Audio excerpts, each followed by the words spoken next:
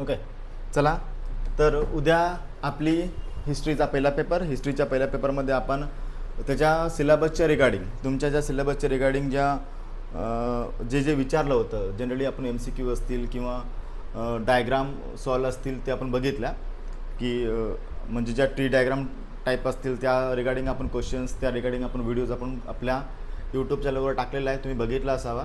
Okay, त्या संबंधातील तुम्हाला काही प्रॉब्लेम असेल ना तर तुम्ही मला विचारू शकतात.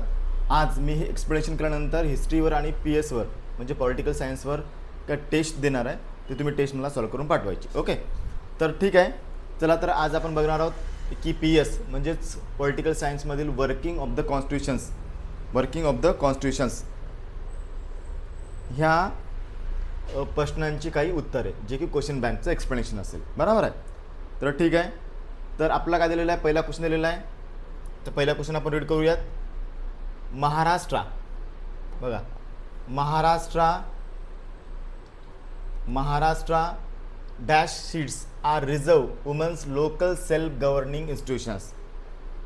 Maharashtra dash seats are reserve woman in local self governing institutions. किती उत्तर? 50%. 50% या लोकल गव्हर्नमेंटमध्ये महिलांसाठी आरक्षित जागा आहेत.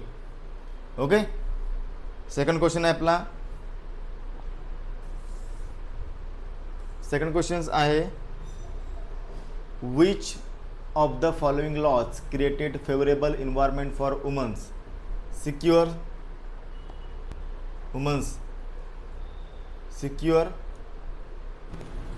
काही बेसिक क्वेश्चन बद्दलची माहिती.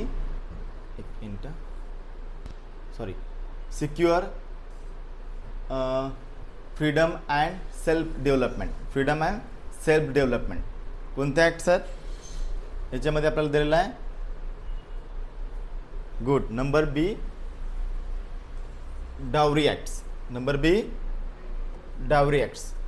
ओके, म्हणजे हुंडा प्रतिबंधक कायदा, डावरी प्रोव्हिजन्स ॲक्ट्स. याचं उत्तर काय? Dowry provisions acts. ओके, चला तर आपण आता तिसऱ्या क्वेश्चन्सवर बघूयात. तिसरा क्वेश्चन विचारला, the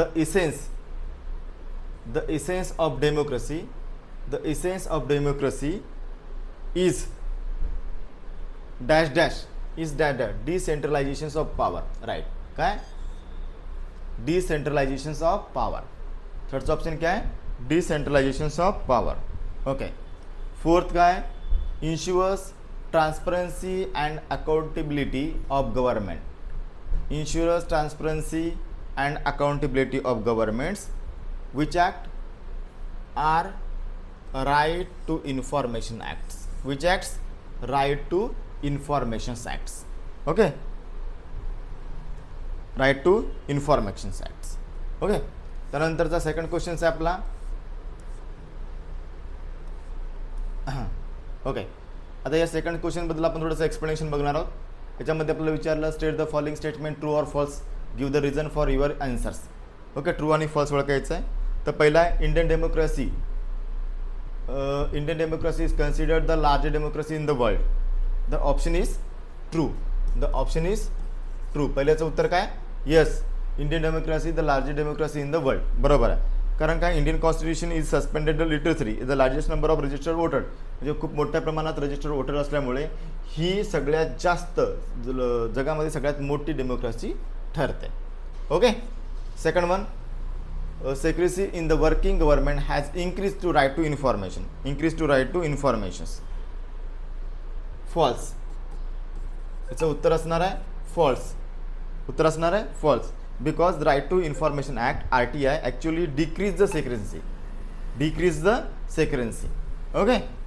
and empower the citizen ask questions, inspect the record. म्हणजे ही आपल्याला पॉवर देते सरकारला विचारण्याची. ओके, झालेल्या प्रश्नावरती तुम्ही उत्तरे द्या असे सरकारला विचारण्याचा पॉवर RTI आपल्याला देतो. त्यामुळे याचं उत्तर येतं decrease secrecy of the working. Increase नाही तर डिक्रीज येतं.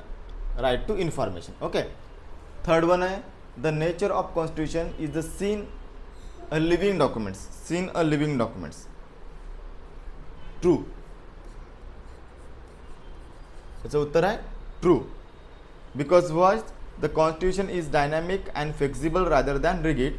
It can be amended over time. It can be amended over time.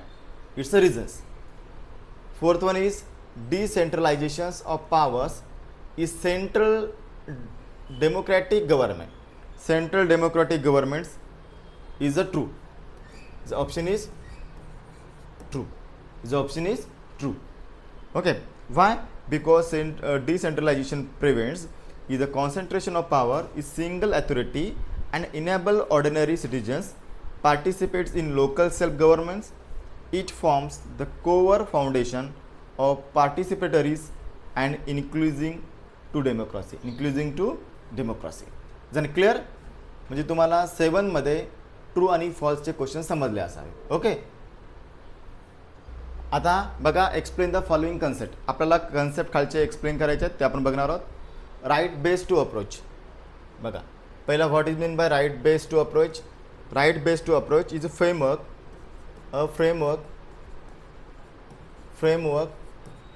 framework that treats citizens as a holder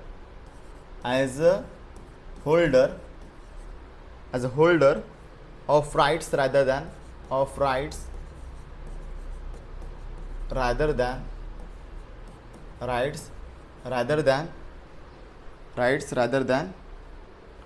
mere beneficiaries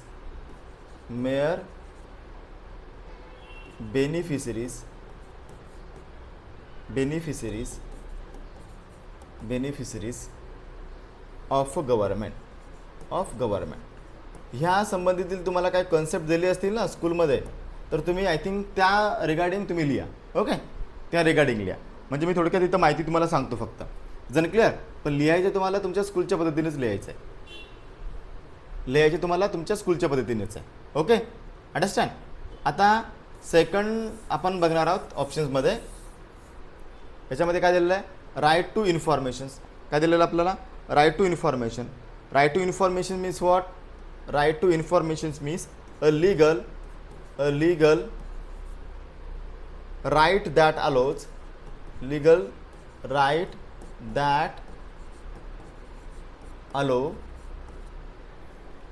citizens access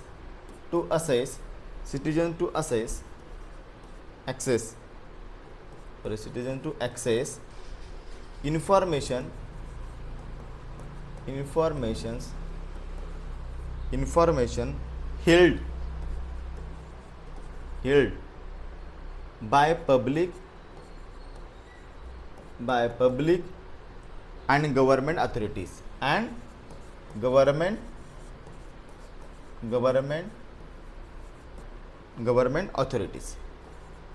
government authorities. बरोबर आहे. म्हणजे काय एक legal rights देतं ते आपल्याला असेस देतं की आपण सरकारकडून जी माहिती आहे ती आपण लीगल पद्धतीने विचारू शकतो. ओके. चला तर सेकंड याच्यामध्ये ब्लॅक पेन घेतो मी आता. ओके. त्यानंतर policy reservations of seats. Policy reservation of seat. A policy reservation of seat, a system of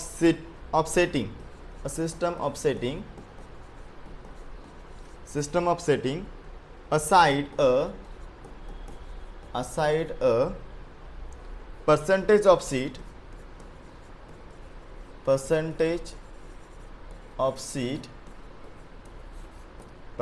of seats in educational institutions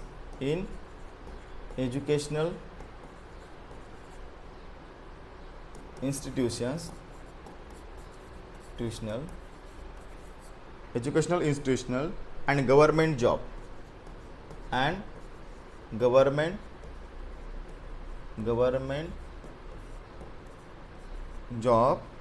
for specific group.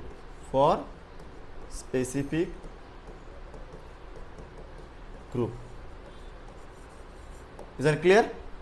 Okay, म्हणजे काय is a system of setting aside a percentage of seat in educational institutions and government job for specific group. यालाच बोलतो आपण policy of reservation of seats. Okay, then next one is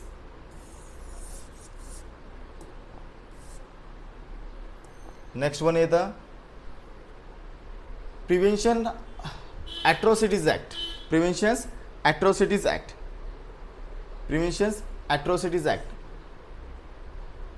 Okay, this is a special law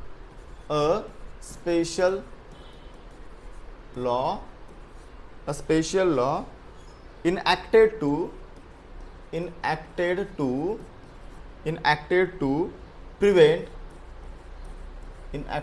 prevent crimes and discriminations. Crimes and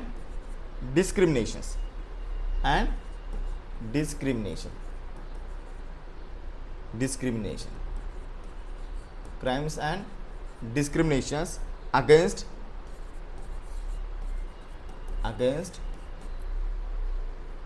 vulnerable communities.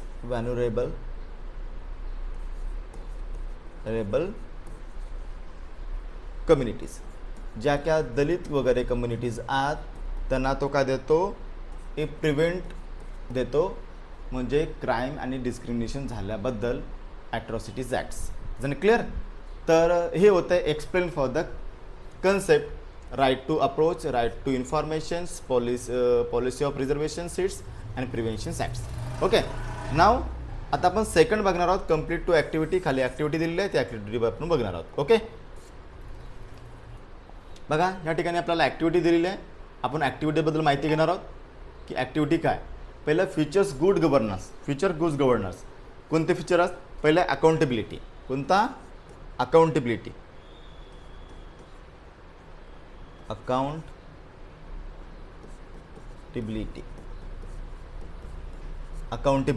Okay, government institutions must be answerable to public. Okay, त्याला आपण accountability म्हणतो. त्यानंतर second आपला features आहे transparency. कोणता? Transparency.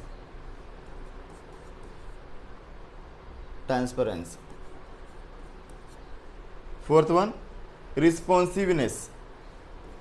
Third one responsiveness.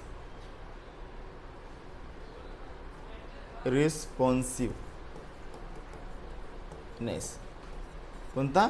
Responsiveness. त्यानंतर participation.